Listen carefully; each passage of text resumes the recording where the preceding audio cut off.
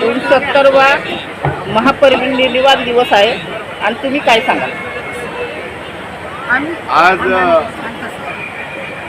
दुःखाचा दिवस आहे. कालची जी काळी रात्र होती त्यामुळे दलितांच्या आयुष्यामध्ये काळी रात्र नेहमी करता स्मरणात राहील. या महामानवाला कोटी कोटी प्रणाम करत असताना, भावपूर्ण आदरांजली वाहत असताना काय वाटते की त्या दब्या कुठल्या माणसांना काही न्याय मिळत नव्हता. आज सन्मानाने त्या ठिकाणी लोक जीवन जगत आहे, स्वाभिमानाने ताठ मानाने चालत आहे. माझ्या आई भगिनी त्या ठिकाणी गाणे म्हणत आहे. बाबासाहेब त्या ठिकाणी आज असते तर अशी परिस्थिती नव्हती, पण ते ज्यांनी जे अधिकार दिले ते अधिकार त्या ठिकाणी आम्हाला कोणी दिले नसते. म्हणून आम्ही म्हटलं की कधी होतील भीमा आता भेटी गाठी, भीमा घे पुन्हा जन्म तू या दिनासाठी. खऱ्या अर्थाने पुन्हा जन्म, परत या बाबासाहेब परत या, आणि खऱ्या अर्थाने बाबासाहेब परत आले पाहिजे, तरच या जनतेला त्या ठिकाणी मागासवर्गीय जनतेला न्याय मिळेल. आणि म्हणून आज आम्ही या नागपूरवरून येऊन या ठिकाणी श्रद्धांजलीचा कार्यक्रम त्या ठिकाणी ठेवलेला आहे आणि बाबाचा अभिवादन सभा पण ठेवली होती. त्या सुप्रियाताई सुळे खासदार मॅडम आणि शशिकांत शिंदे प्रदेशाध्यक्ष हे सुद्धा या ठिकाणी आपले विचार व्यक्त करून गेले.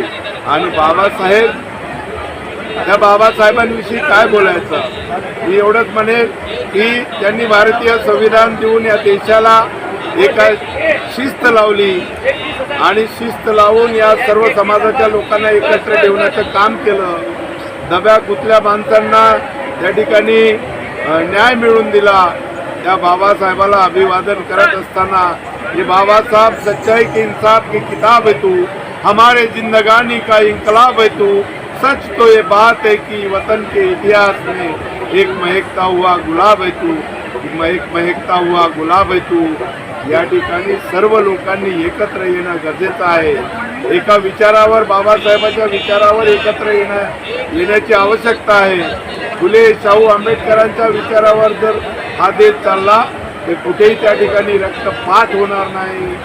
आणि आताच आम्ही मुख्यमंत्र्याला निवेदन केलं की प्रत्येक गावात त्या ठिकाणी एक बुद्ध विहार असावा आणि तो शासनाने बांधून द्यावा.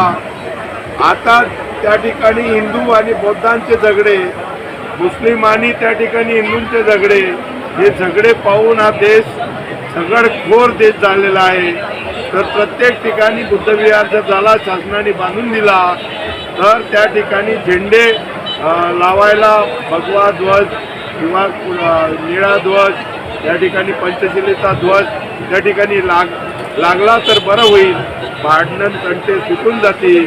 म्हणून मुख्यमंत्र्यांनी त्या ठिकाणी आम्हाला आश्वासित केलं आहे. आता बघूया, परंतु साहेबांशिवाय पर्याय नाही या देशाला. भगवान बुद्धाच्या, तथागताच्या धम्माशिवाय पर्याय नाही, ही वस्तुस्थिती आहे. मी भारत बौद्धमय करीन हे भारताचं स्वप्न होतं, त्यामध्ये बाबासाहेब आंबेडकरांचं स्वप्न होतं. ते स्वप्न पूर्ण झालं पाहिजे. त्या ठिकाणी बुद्ध धम्माचा प्रसार आणि प्रचार झाला पाहिजे ही माझी इच्छा आहे. ते लोकांनी बौद्ध धम्मामध्ये म्हणजे यावं, प्रवेश घ्यावा, त्याचं पंचशील त्रिचरण घ्यावं आणि या देशाला शांतता नांदावी असं काम करत राहावं. जातीभेद करू नये. हिंदू, मुस्लिम, शीख, बौद्ध, जैन, ईसाई हम सभी भारतीय भाई भाई या नाऱ्याप्रमाणे लोक राहिले पाहिजे असं मला या ठिकाणी वाटतं. सर, हिंदू मिलचा जो स्मारक आहे ते लांबणीवर आहे, अजूनपर्यंत झालं नाही. मी सभागृहामध्ये 5-6 वर्ष भांडत राहिलो. माननीय मुख्यमंत्री त्यावेळेस देवेंद्र फडणवीस जे होते त्यांनी 2020पर्यंत पूर्णत्वास आणू असं म्हटलं होतं, पण आता त्या ठिकाणी पूर्णत्वास आलेलं नाही. त्यांनी लवकरात लवकर काम सुरू केलं पाहिजे आणि देशालाच नाही जगाला दाखवून दिलं पाहिजे हे आंतरराष्ट्रीय स्मारक बाबासाहेबाचं कसं झालं पाहिजे. त्याच कामाला गती मिळत नाही.